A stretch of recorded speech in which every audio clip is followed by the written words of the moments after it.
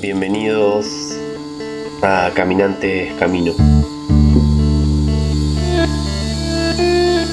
Hoy vamos a abrir página de un libro con el que me reencuentro. Dogma y ritual de la alta magia, de Eliphas Levi. Muchas gracias una vez más por la compañía. Me resulta muy valioso para este espacio sus comentarios, su presencia, sus oídos. También, si quieren compartir el canal para que siga creciendo. Muchas gracias a todos quienes lo hacen, y también quien quiera colaborar, hacer llegar su apoyo material es bienvenido. Ayuda a seguir intentando mejorar en esta labor, en esta práctica. Introducción. A través del velo de todas las alegorías hieráticas y místicas de los antiguos dogmas, a través de las tinieblas y de las bizarras pruebas de todas las iniciaciones, bajo el sello de todas las escrituras sagradas, en las ruinas de Nínive o de Tebas, sobre las carcomidas piedras de los antiguos templos y sobre la ennegrecida faz de las esfinges de Asiria o de Egipto, en las monstruosas o maravillosas pinturas que traducen para los creyentes las páginas sagradas de los Vedas, en los extraños emblemas de nuestros antiguos libros de alquimia, en las ceremonias de recepción practicadas por todas las sociedades secretas, se encuentran las huellas de una misma doctrina, y en todas partes, cuidadosamente oculta. La filosofía oculta parece, pues, haber sido la nodriza o la madrina de todas las religiones, la palanca secreta de todas las fuerzas intelectuales, la llave de todas las oscuridades divinas y la reina absoluta de la sociedad, en las edades en que ella estaba exclusivamente reservada a la educación de los sacerdotes y de los reyes. Había reinado en Persia con los magos, que un día perecieron, como perecen los dueños del mundo, por haber abusado de su poder. Había dotado a la India de las más maravillosas tradiciones y de un lujo increíble de poesía, de gracia y de terror en sus emblemas. Había civilizado a Grecia mediante los cuidados de la liria de Orfeo. Ocultaba los principios de todas las ciencias y de todos los progresos del espíritu humano en los audaces cálculos de Pitágoras. La fábula estaba llena de sus milagros, y la historia, cuando trataba de juzgar ese poder desconocido, se confundía con la fábula. Derrumbaba o afirmaba los imperios por sus oráculos, hacía palidecer a los tiranos sobre su trono, y dominaba en todos los espíritus por la curiosidad o por el temor. A esta ciencia, decía la muchedumbre, nada le es imposible. Manda a los elementos, sabe el lenguaje de los astros y dirige la marcha de las estrellas. La luna, a su vez, cae sangrando desde el cielo. Los muertos se levantan de sus tumbas y articulan palabras fetales que el viento de la noche repercute. Dueña del amor o del odio, la ciencia puede dar a su antojo a los corazones humanos el paraíso o el infierno. Dispone a su placer de todas las formas y distribuye como le place la fealdad o la belleza. Cambia, a su vez, con la varilla de Circe, a los hombres en brutos y a los animales en hombres. Dispone también de la vida o de la muerte y puede conferir a su adepto la riqueza, por la transmutación de los metales, y la inmortalidad, por su quinta esencia y su elixir, compuesto de oro y de luz. He aquí lo que había sido la magia desde Zoroastro hasta Manés, desde Orfeo hasta Apolonio de Tiana. Cuando el cristianismo positivo, triunfante, al fin de los hermosos sueños y de las gigantescas aspiraciones de la escuela de Alejandría, osó fulminar públicamente su filosofía con su anatema, reduciéndola, por esta causa, a ser más oculta y más misteriosa que nunca. De otra parte circulaban con respecto a los iniciados y a los adeptos rumores extraños y alarmantes. Estos hombres estaban rodeados por todas partes de una influencia fatal. Mataban o hacían enloquecer a aquellos que se dejaban arrastrar por su meliflua elocuencia o por el prestigio de su sabiduría. Las mujeres que amaban se convertían en estriges. Sus hijos desaparecían en los conventículos nocturnos. Y se hablaba, en voz baja y temblando, de sangrientas orgías y de abominables festines. Se había encontrado osamentas en los subterráneos de los antiguos templos. Se había escuchado alaridos durante la noche. Las cosechas se malograban y los rebaños languidecían.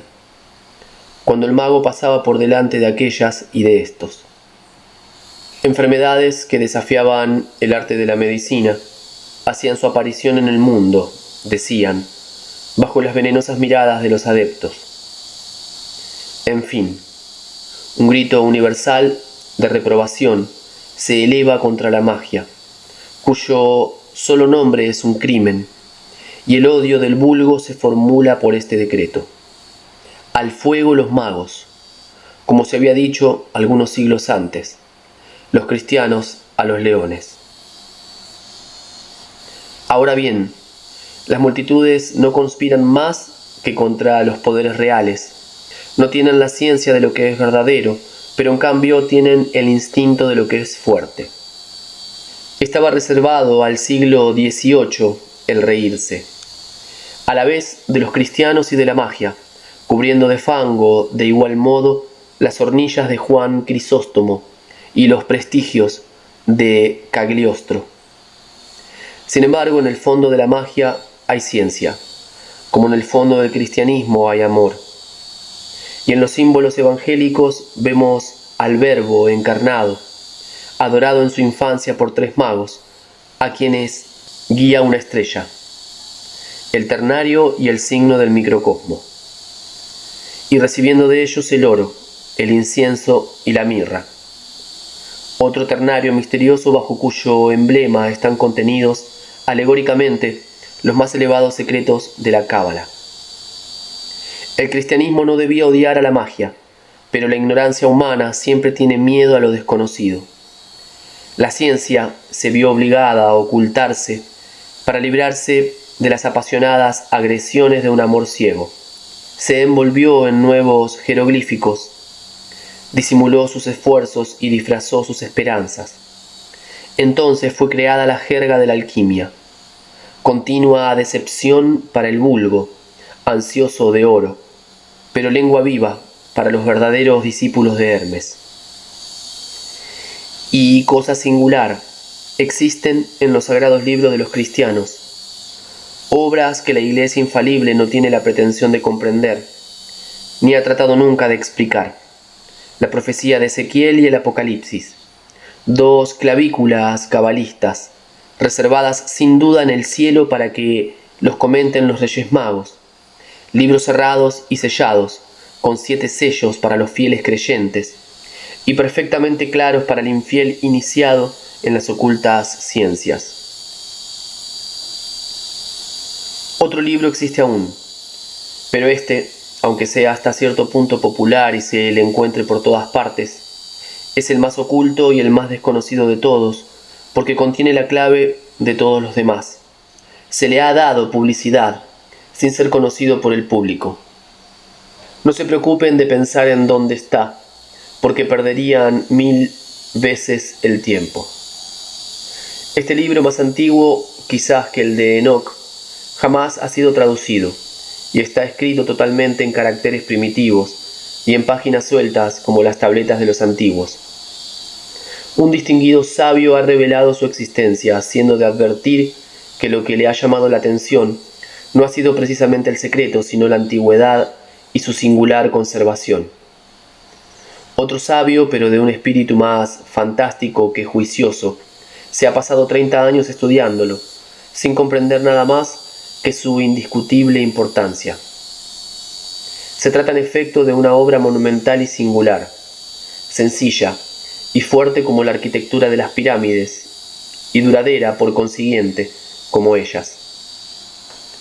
Libro que resume todas las ciencias y cuyas infinitas combinaciones pueden resolver todos los problemas.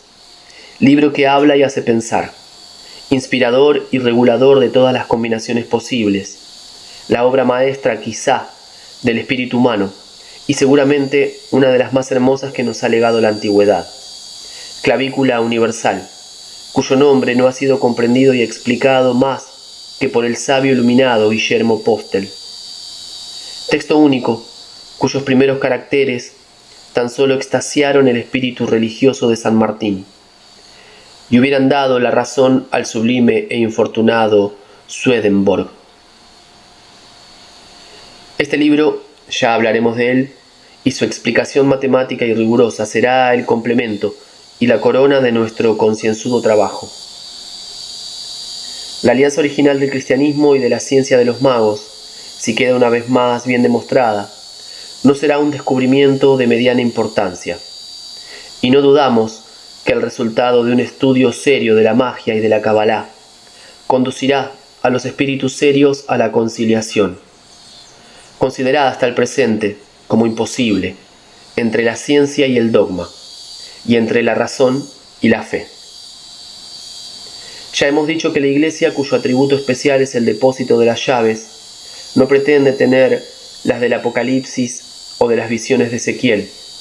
Para los cristianos, y en opinión suya, las clavículas científicas y mágicas de Salomón se han perdido. Es cierto, sin embargo, que en el dominio de la inteligencia gobernada por el Verbo, nada de lo que está escrito se pierde. Solamente las cosas que los hombres cesan de comprender no existen ya para ellos, al menos como verbo. Estas cosas penetran entonces en el dominio del enigma y del misterio. De otra parte, la antipatía y aún la guerra abierta de la Iglesia oficial contra todo lo que entra en el dominio de la magia, que es una especie de sacerdocio personal y emancipado, obedece a causas tan necesarias e inherentes como las del sacerdocio cristiano. La Iglesia ignora lo que es la magia, porque debe ignorarlo todo o perecer, como lo demostraremos más tarde.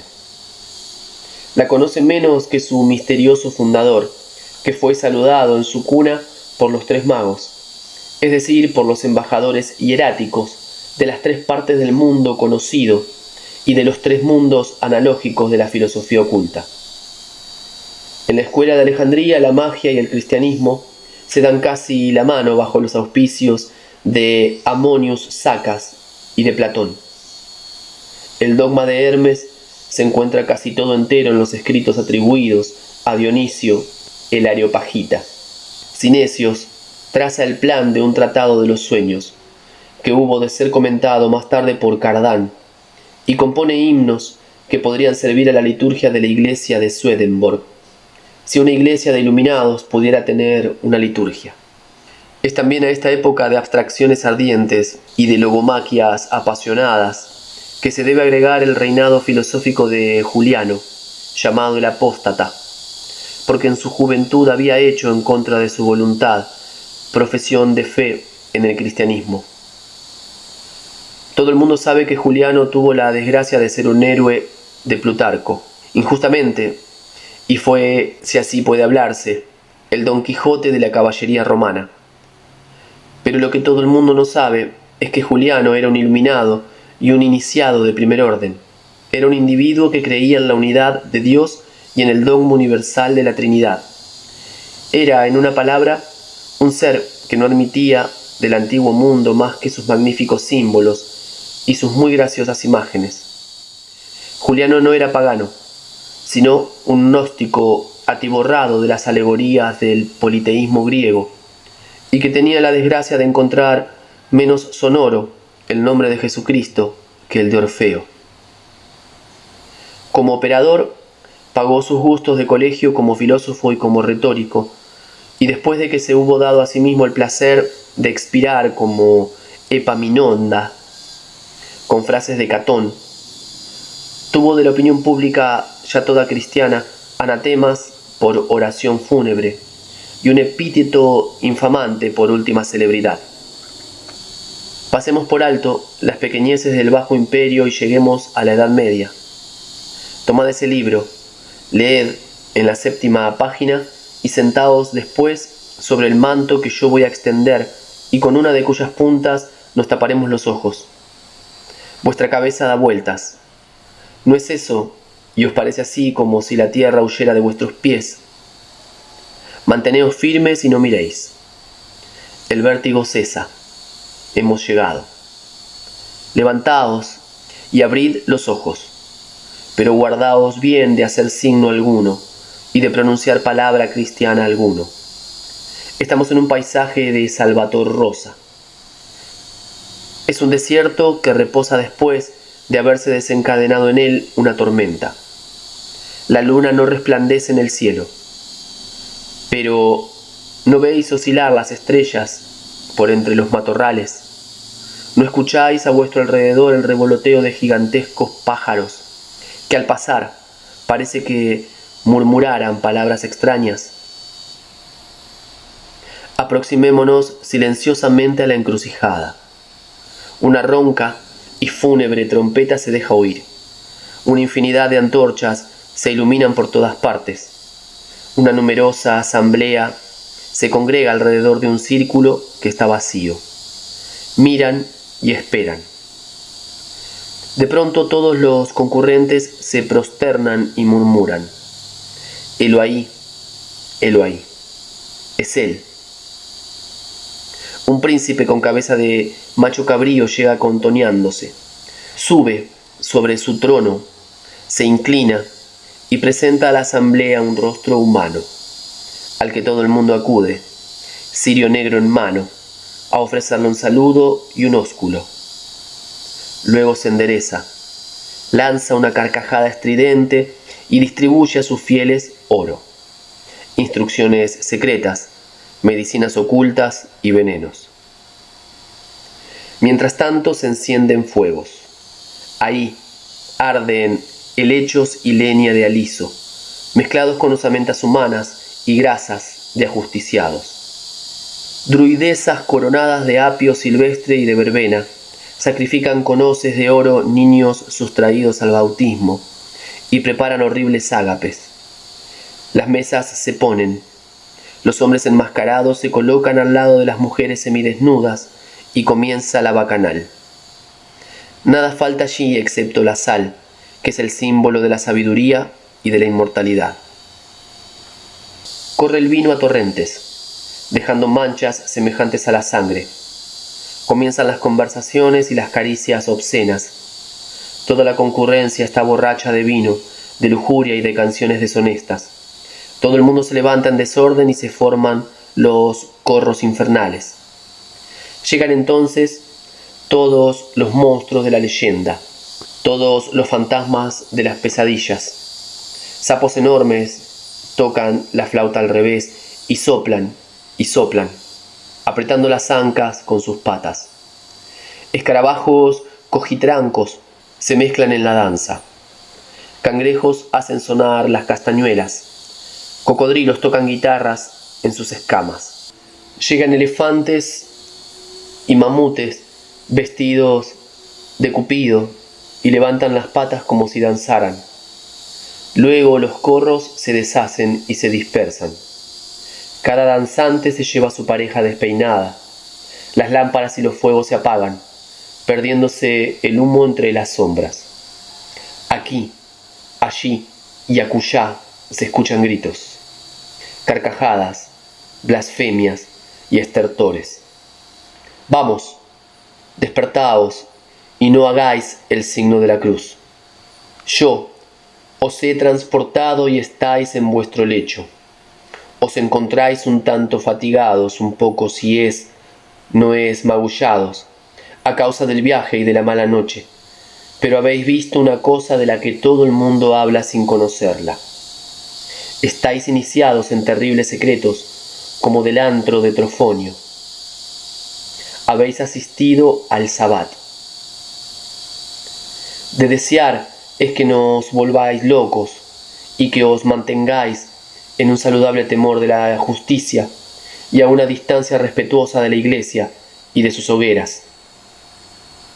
¿Queréis ver ahora alguna cosa menos fantástica, más real y verdaderamente más terrible? Pues os haré asistir al suplicio de Santiago de Molay y de sus cómplices o de sus hermanos en martirio. Pero no os engañéis y no os confundáis al culpable con el inocente. ¿Han adorado realmente los templarios a Baphomet o han dado un humillante abrazo a la faz posterior del macho cabrío de Mendez? ¿Qué era, pues, esa asociación secreta y poderosa que ha puesto en peligro a la Iglesia y al Estado, y la cual exterminaron sin oírla? No juzguéis a la ligera. Son culpables de un gran crimen. Han dejado ver a los profanos el santuario de la antigua iniciación. Han recogido para repartirlo entre sí y hacerse los dueños del mundo, los frutos de la ciencia del bien y del mal. El decreto que los condena se remonta más allá que el mismo tribunal del Papa o de Felipe el Hermoso. El día que comas de este fruto morirás, había dicho el mismo Dios, según vemos en el Génesis. ¿Qué ha ocurrido en el mundo y por qué los sacerdotes y los reyes han temblado? ¿Qué poder secreto amenaza las tierras y las coronas? He ahí algunos locos que corren de país en país y que ocultan, según dicen, la piedra filosofal bajo sus harapos y su miseria. Pueden cambiar la tierra en oro y sin embargo carecen de pan y de asilo. Su frente está ceñida por una aureola de gloria y por un reflejo de ignominia. El uno ha encontrado la ciencia universal y no sabe cómo morir para escapar a las torturas de su triunfo. Es el mallorquino Raimundo Lulio. El otro cura con remedios fantásticos las enfermedades imaginarias y ofrece un formal mentiz al proverbio que comprueba la ineficacia de un cauterio en una pierna de madera. Es el maravilloso Paracelso, siempre ebrio y siempre lúcido como los héroes de Rabelais. Aquí es Guillermo Postel, que escribe ingenuamente a los padres del Concilio de Trento, que ha encontrado la doctrina absoluta, oculta desde el comienzo del mundo y que anhela comunicársela a ellos cuanto antes. El concilio no se conmueve por el loco y ni aún se digna condenarle y pasa a examinar cuestiones tan graves como la gracia eficaz y la gracia suficiente. Aquel que vemos morir pobre y abandonado es Cornelio Agripa, el menos mago de todos, y a quien el vulgo se obstina en considerarle como el mayor hechicero del mundo, porque era a veces satírico y mistificador. ¿Qué secreto se han llevado todos esos hombres a sus tumbas? ¿Por qué se los admira sin haberlos conocido? ¿Por qué se los condenó sin escucharlos? ¿Por qué están iniciados en esas terribles ciencias ocultas de las que la Iglesia y la sociedad tienen miedo? ¿Por qué saben ellos lo que los demás hombres ignoran? ¿Por qué disimulan ellos lo que todo el mundo arde en saber? ¿Por qué están investidos de un poder terrible y desconocido? Las ciencias ocultas, la magia. He aquí dos palabras que os dicen todo y que aún pueden hacernos pensar más. De omni res vili et quibusdam alis. ¿Qué es, por tanto, la magia? ¿Cuál es el poder de esos hombres tan perseguidos y tan fieros? ¿Por qué, si eran tan fuertes, no han vencido a sus enemigos?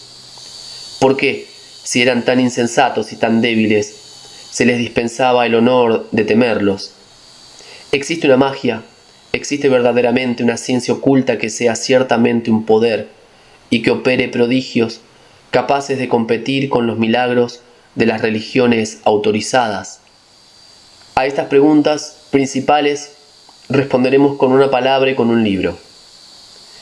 El libro será la justificación de la palabra, y esta palabra es: sí, ha existido y existe todavía una magia poderosa y real. Sí, todo cuanto las leyendas dicen es cierto. Aquí, única y contrariamente a lo que ocurre generalmente, las exageraciones populares no estaban solo cerca de la verdad, sino muy por debajo de ella. Sí, existe un secreto formidable cuya revelación ya ha trastornado el mundo, como lo atestiguan las tradiciones de Egipto, resumidas simbólicamente por Moisés en el comienzo del Génesis. Ese secreto constituye la ciencia fatal del bien y del mal, y su resultado, cuando se divulga, es la muerte. Moisés lo representa bajo la figura de un árbol que está en el centro del paraíso terrenal y cerca del árbol de la vida, con el cual hasta comparte las raíces. Los cuatro misteriosos toman su manantial al pie de este árbol que está guardado por la espalda flameante y por las cuatro formas de la esfinge bíblica, el querubín de Ezequiel. Aquí debo detenerme y hasta temo haber dicho demasiado. Sí, existe un dogma único, universal, imperecedero, fuerte como la razón suprema, sencillo como todo lo que es grande, inteligible como todo lo que es universalmente y absolutamente verdadero. Y ese dogma ha sido el padre de todos los demás. Sí, existe una ciencia que confiere al hombre prerrogativas, en apariencia sobrehumanas. Helas aquí, tales y como las he hallado enumeradas en un manuscrito hebreo del siglo XVI. He aquí ahora cuáles son los privilegios y los poderes del que tiene en su mano derecha las clavículas de Salomón y en la izquierda la rama florida del almendro.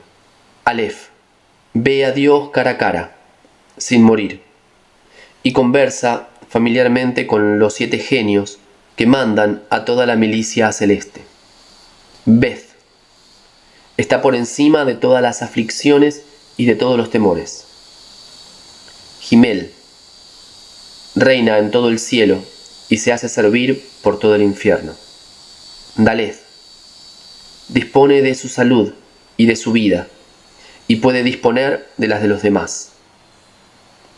G, no puede ser sorprendido ni por el infortunio, ni agobiado por los desastres, ni vencido por sus enemigos. Vau, sabe la razón del pasado, del presente y del porvenir.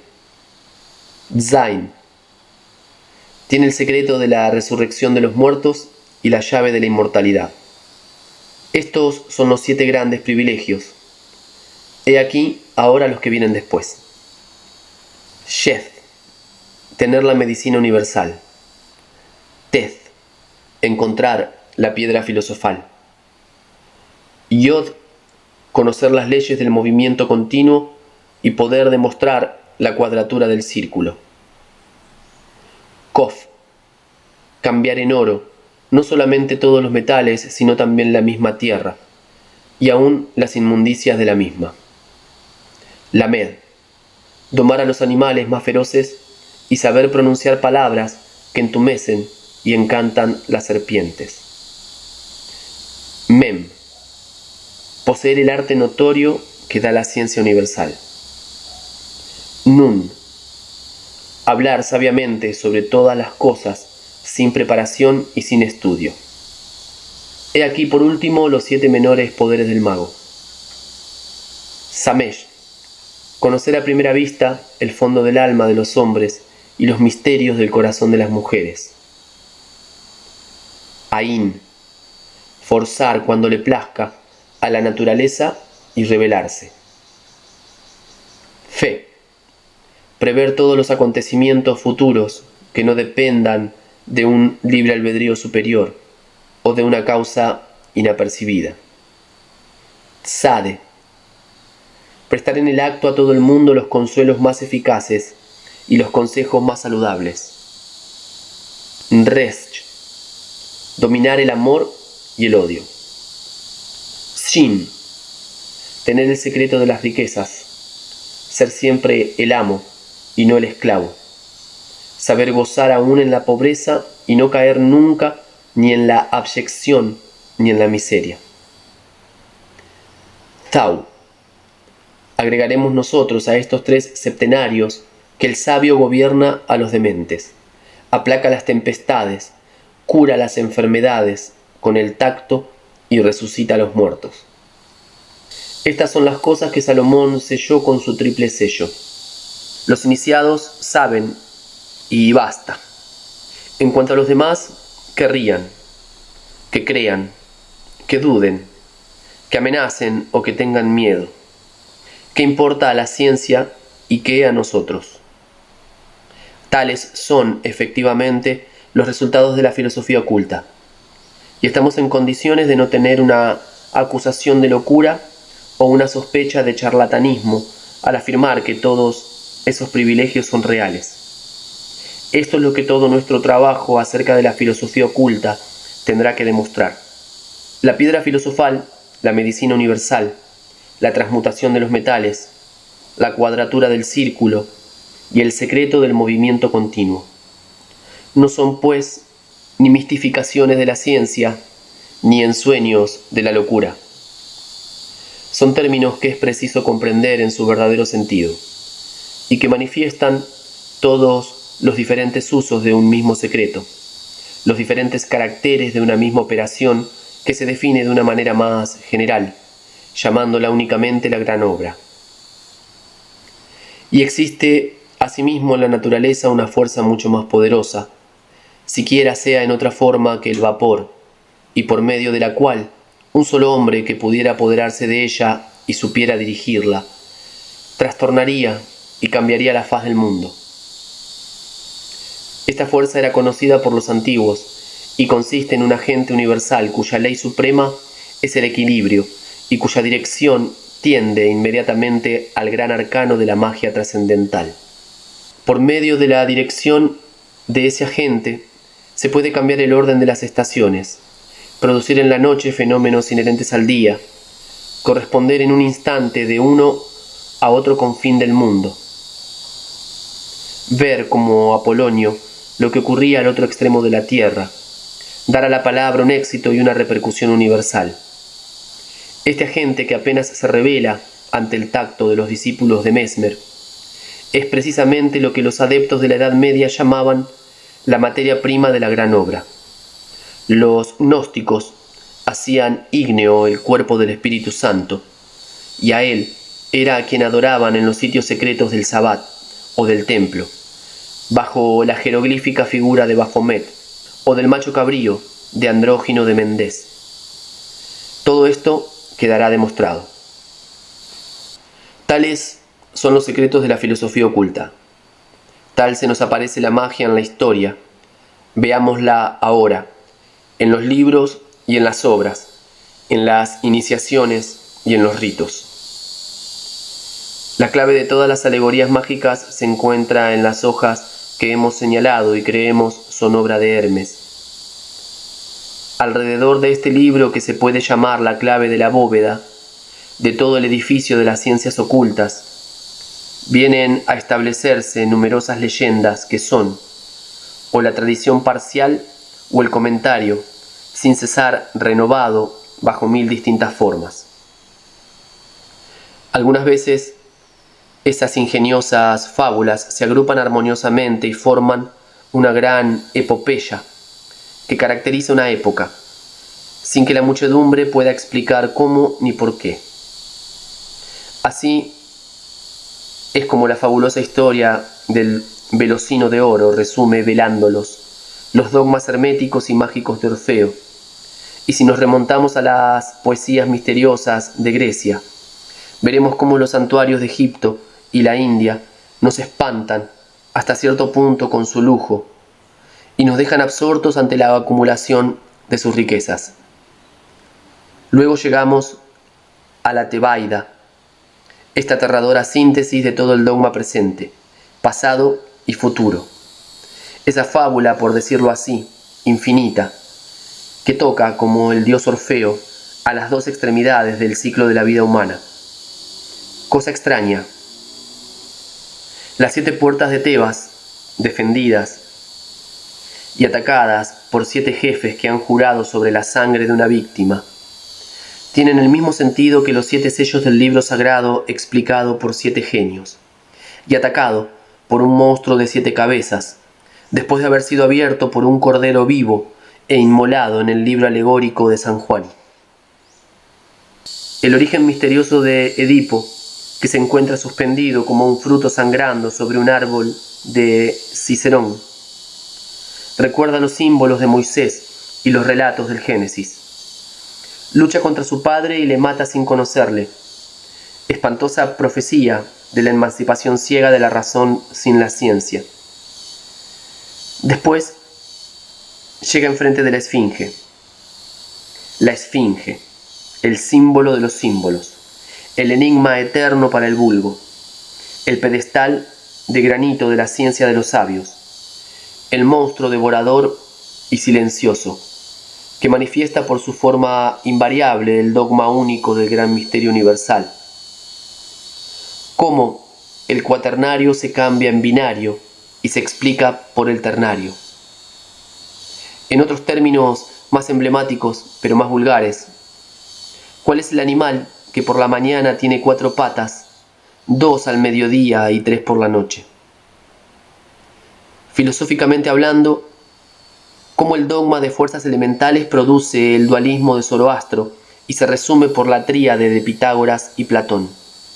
¿Cuál es la razón final de las alegorías y de los números, la última palabra de todos los simbolismos?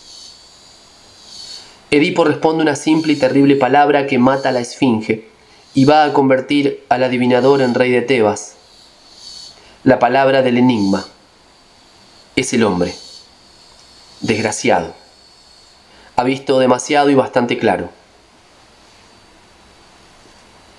Y muy pronto expiará su funesta e incompleta clarividencia por una ceguera voluntaria. Después desaparecerá en medio de un huracán, como todas las civilizaciones que hubiera adivinado un día, sin comprender todo el alcance y todo el misterio, la palabra del enigma de la Esfinge. Todo es simbólico y trascendental en esa gigantesca epopeya de los destinos humanos. Los 2 hermanos enemigos manifiestan la segunda parte del gran misterio completado divinamente por el sacrificio de Antígona. Después la guerra, la última guerra. Los hermanos enemigos muertos el uno por el otro. Capanio por el rayo a que desafiaba. Anfiarao devorado por la tierra. Son otras tantas alegorías que llenan de asombro, por su verdad y por su grandeza, a los que penetran el triple sentido hierático. Esquilo, comentado por Balanche, no da más que una débil idea. Sean, por lo demás, las que fueren las majestades primitivas y la belleza del libro de Balanche. El libro secreto de la antigua iniciación no era ignorado por Homero, que traza el plan y las principales figuras sobre el escudo de Aquiles, con una precisión minuciosa. Pero las graciosas ficciones de Homero pronto parecen hacer olvidar las sencillas y abstractas verdades de la revelación primitiva. El hombre se agarra a la forma y olvida la idea. Los signos, al multiplicarse, pierden su poder. La magia también se corrompe en esa época y va a descender con las hechiceras de Tesalia a los más profanos encantamientos. El crimen de Edipo ha producido sus frutos de muerte, y la ciencia del bien y del mal erigen a éste en divinidad sacrílega. Los hombres fatigados de la luz se refugian en las sombras de la substancia corporal. El sueño del vacío que Dios llena pronto les parece más grande que el mismo Dios, y se crea el infierno.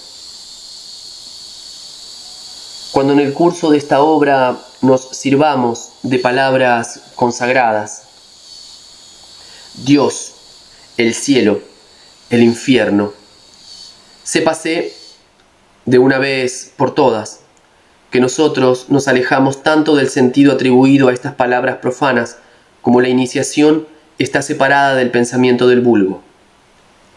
Dios para nosotros es el azoe de los sabios, el principio eficiente y final de la gran obra.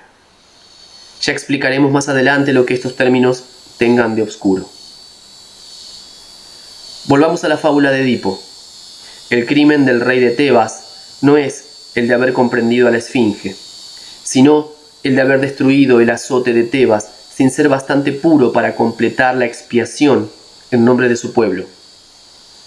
Así, bien pronto la peste se encarga de vengar la muerte de la esfinge y el rey de Tebas, forzado a abdicar, se sacrifica a las terribles manos del monstruo, que está más vivo y más devorador que nunca, ahora que ha pasado del dominio de la forma al de la idea. Edipo ha visto lo que es el hombre y se saca los ojos para no ver lo que es Dios. Ha divulgado la mitad del grande arcano mágico, y para salvar a su pueblo es preciso que se lleve con él al exilio y a la tumba la otra mitad del terrible secreto. Después de la fábula colosal de Edipo encontramos el gracioso poema de Psique, del que Apuleyo no es ciertamente el inventor.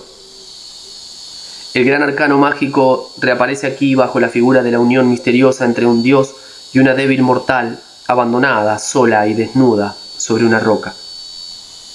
Psique debe ignorar el secreto de su ideal realeza, y si contempla a su esposo le pierde. Apuleyo interpreta y comenta aquí las alegorías de Moisés. Pero los Elohim de Israel y los dioses de Apuleyo no han salido igualmente de los santuarios de Menfis y de Tebas. Psique es la hermana de Eva, más bien es Eva espiritualizada. Ambas quieren saber y pierden la inocencia para ganar el honor de la prueba. Ambas merecen descender a los infiernos, una para sacar de ellos la antigua caja de Pandora y la otra para buscar ahí y aplastar la cabeza de la serpiente, que es el símbolo del tiempo y del mal. Ambas cometen el crimen que deben expiar, el Prometeo de los antiguos tiempos y el Lucifer de la leyenda cristiana, el uno libertado y el otro sometido por Hércules y por el Salvador. El gran secreto mágico es, pues, la lámpara y el puñal de Psique. Es la manzana de Eva, es el cetro ardiente de Lucifer, pero es también la cruz santa del Redentor. El saber bastante para abusar o divulgarlo es merecer todos los suplicios. El saber como debe saberse para servirse de él y ocultarlo es ser dueño de lo absoluto. Todo está encerrado en una palabra, y en una palabra de 4 letras. Es el tetragrama de los hebreos, es el azoe de los alquimistas, es el toz de los bohemios, es el tarot de los cabalistas. Esa palabra de tan diversa manera manifestada quiere decir Dios para los profanos, significa el hombre para los filósofos, y ofrece a los adeptos la última palabra de las ciencias humanas y la llave del poder divino, pero solo al que sabe servirse de él y comprende la necesidad de no revelarlo nunca. Si Edipo, en lugar de hacer morir a la esfinge, la hubiera domado y enganchado a su carro para entrar en Tebas, hubiera sido rey sin incesto, sin calamidades y sin exilio. Si Psique, a fuerza de sumisiones y de caricias, hubiera alcanzado que el amor se revelara por sí mismo, no lo hubiera perdido. El amor es una de las imágenes mitológicas del gran secreto y del gran agente, porque manifiesta a la vez una acción y una pasión, y un vacío y un lleno, una flecha y una herida. Los iniciados deben comprenderme, y a causa de los profanos no se puede decir demasiado. Después del maravilloso asno de oro de Apuleyo, no encontramos más apopeyas mágicas. La ciencia vencida en Alejandría por el fanatismo de los asesinos de Hipatia se hace cristiana, o más bien se oculta bajo los velos cristianos de Amonius, Cinesios y el seudónimo autor de los libros de Dionisio, el Areopagita. En ese tiempo era preciso hacerse perdonar los milagros por las apariencias de la superstición y la ciencia por un lenguaje ininteligible. Se suscitó la escritura jeroglífica y se inventaron los pentáculos y los caracteres que resumían toda una doctrina en un signo, toda una serie de tendencias y de revelaciones en una palabra. ¿Cuál era el fin de los aspirantes a la ciencia? Buscaban el secreto de la gran obra o de la piedra filosofal, o el movimiento continuo, o la cuadratura del círculo, o la medicina universal. Fórmulas que los salvaba con frecuencia de la persecución y del odio, haciéndolos tildar de locura. Fórmulas que manifestaban, cada una de por sí, una de las fases del gran secreto mágico, como lo demostraremos más tarde. Esta ausencia de epopeyas dura hasta nuestra novela de la rosa, pero el símbolo de la rosa, que manifiesta también el sentido misterioso y mágico del poema del Dante, está tomada de la alta cábala, y ya es tiempo de que abordemos este inmenso manantial oculto de la filosofía universal.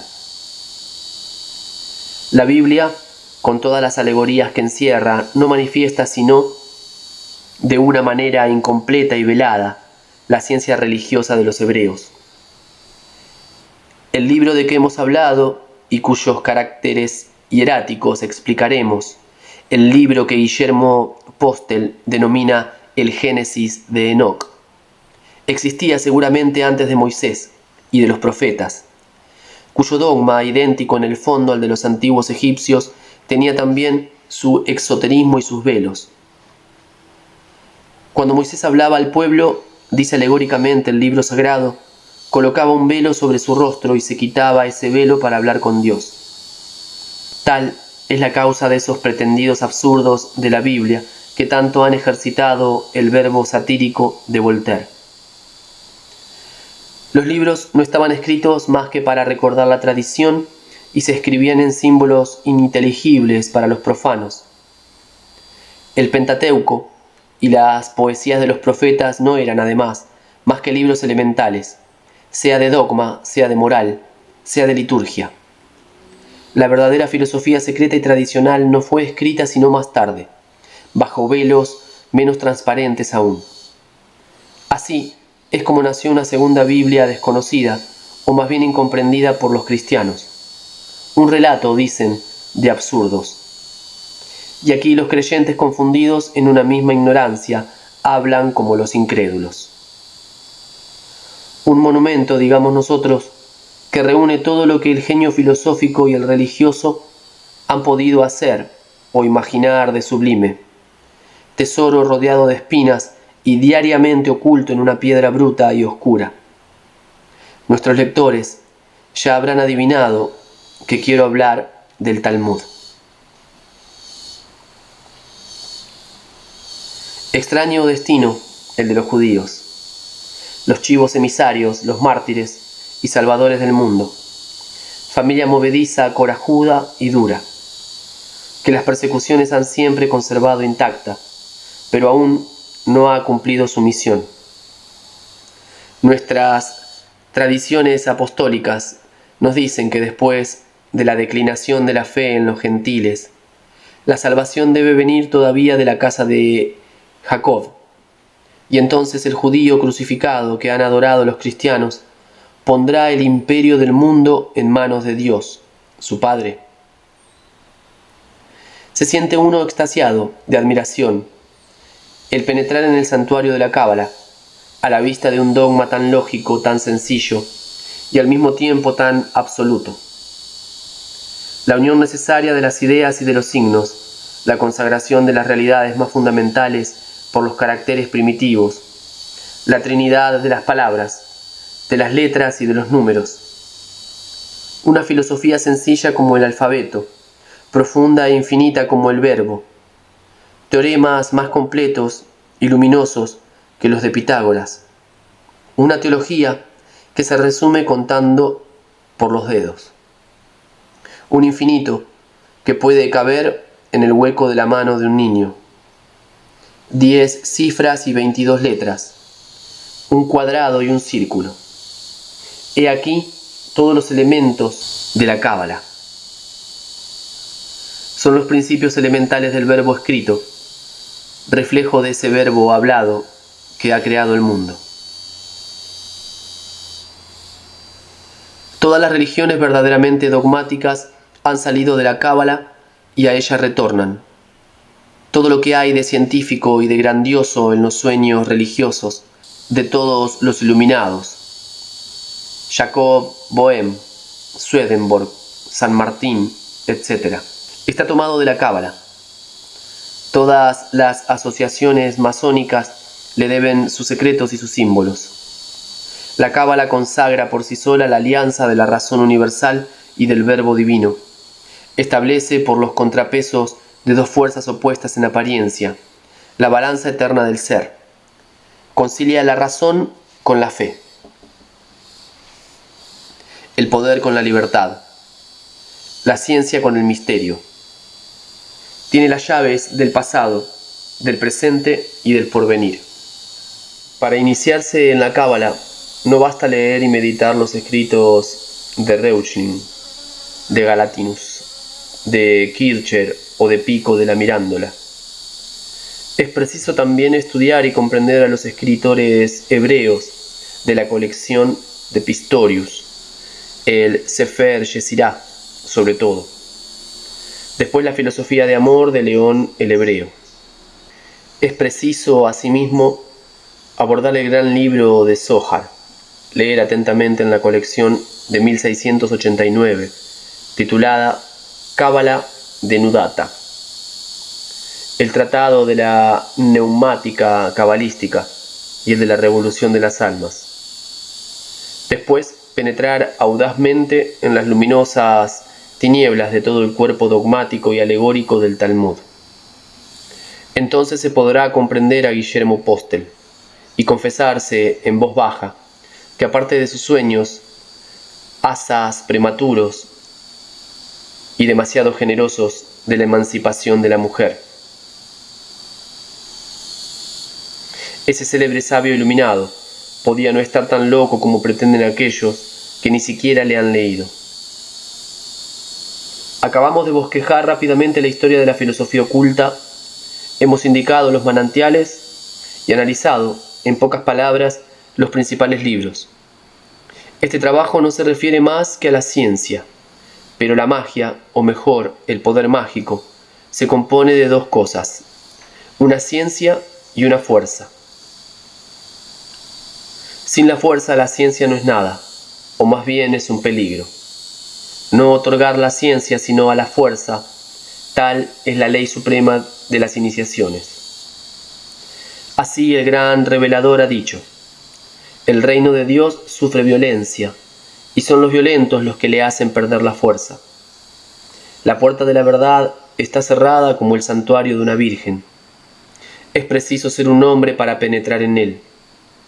Todos los milagros están prometidos a la fe. Pero ¿qué es la fe sino la audacia de una voluntad que no vacila en las tinieblas y que marcha hacia la luz a través de todas las pruebas y venciendo todos los obstáculos? No vamos a repetir aquí la historia de las antiguas iniciaciones. Cuanto más peligrosas y terribles eran, tanto más eficaces resultaban. También tenía el mundo, entonces, hombres capaces de gobernarlo y de instruirlo.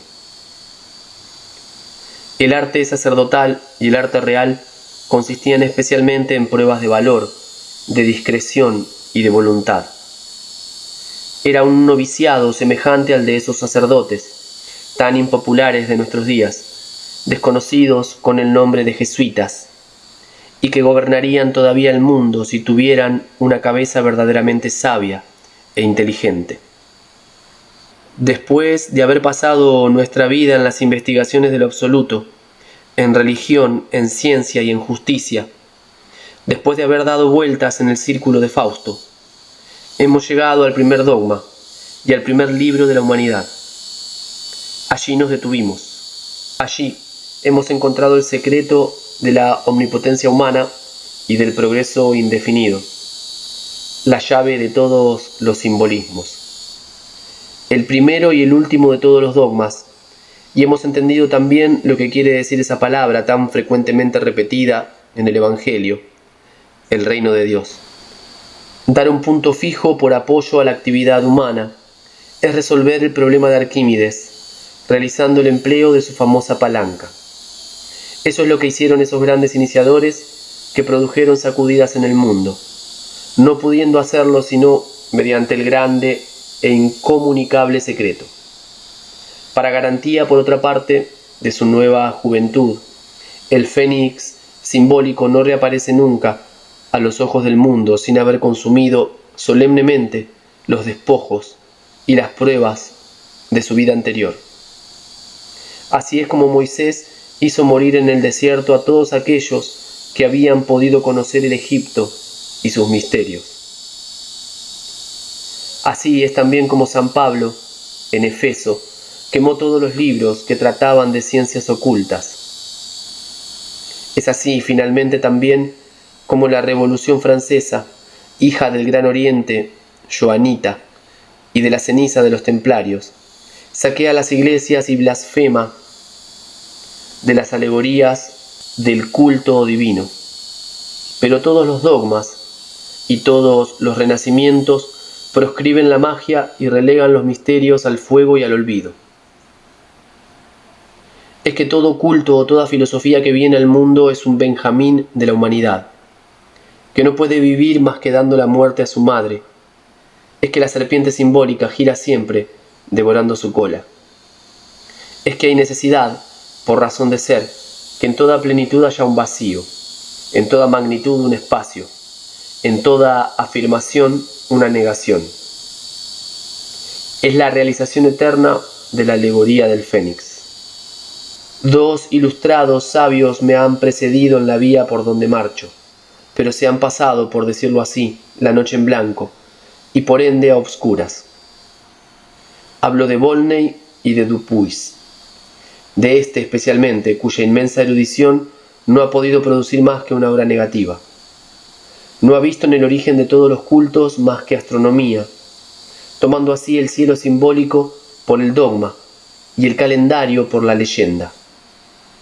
Un solo conocimiento le ha faltado, el de la verdadera magia, que encierra los secretos de la cábala.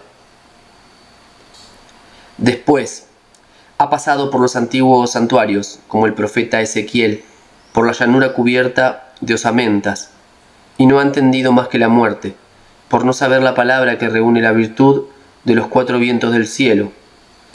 ¿Y qué puede hacer un pueblo viviente de todo ese inmenso osario, gritando con los antiguos símbolos? Levantaos, revestíos de una nueva forma y marchad. Lo que nadie pues ha podido o no ha osado hacer antes de nosotros, ha dado lugar a que haya llegado un tiempo en que tratemos de hacerlo. Queremos, como Juliano, reedificar el templo, y no creemos producir con esto un mentis a una sabiduría que adoramos, y que el mismo Juliano se hubiese dignado adorar, si los doctores, rencorosos y fanáticos de su tiempo, le hubieran permitido comprenderla. El templo para nosotros tiene dos columnas, sobre una de las cuales el cristianismo ha escrito su nombre. No tratamos de atacar el cristianismo, por el contrario, lejos de eso queremos explicarlo. La inteligencia y la voluntad han, alternativamente, ejercido el poder en el mundo. La religión y la filosofía luchan todavía en nuestros días y deben concluir por ponerse de acuerdo. El cristianismo ha tenido por fin previsorio establecer, por la obediencia a la fe, una igualdad sobrenatural o religiosa entre los hombres e inmovilizar la inteligencia por la fe, En fin, dar un punto de apoyo a la virtud que destruyera la aristocracia de la ciencia, o más bien, reemplazar esa aristocracia ya destruida. La filosofía, por el contrario, ha trabajado por hacer volver a los hombres por la libertad y la razón, a la desigualdad natural, y para sustituir, fundando el reino de la industria, el saber hacer a la virtud. Ninguna de estas dos acciones ha sido completa y suficiente. Ninguna ha conducido a los hombres a la perfección y a la dicha. Lo que ahora se sueña sin osar casi esperarlo es una alianza entre esas dos fuerzas, largo tiempo consideradas como contrarias, y esa alianza se tiene razón en desearla, porque las dos grandes potencias del alma no son opuestas entre sí, como el sexo del hombre no es opuesto al de la mujer. No hay duda de que son diferentes, pero sus disposiciones, contrarias en apariencia, no proceden más que de su aptitud para encontrarse y unirse. Se trata, pues, nada menos que de una solución universal para todos los problemas. Sin duda, puesto que se trata de explicar la piedra filosofal, el movimiento continuo, la cuadratura del círculo, el secreto de la gran obra y de la medicina universal. Se nos motejará de locura como al divino Paracelso, o de charlatanismo como al grande e infortunado Cornelio Agripa. Si la hoguera de Urbano Gradier está apagada, quedan las sordas prescripciones del silencio o de la calumnia.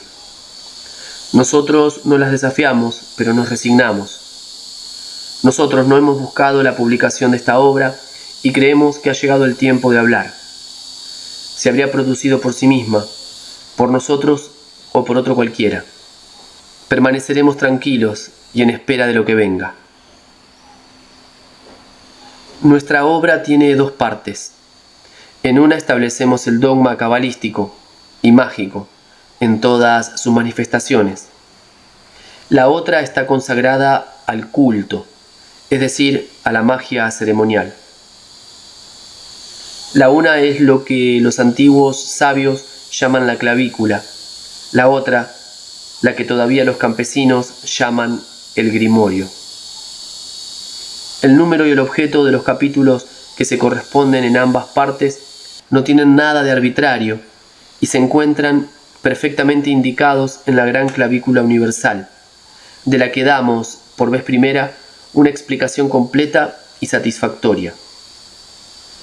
Ahora, que esta obra vaya a donde quiera y deba ir, y que resulte lo que quiera la providencia.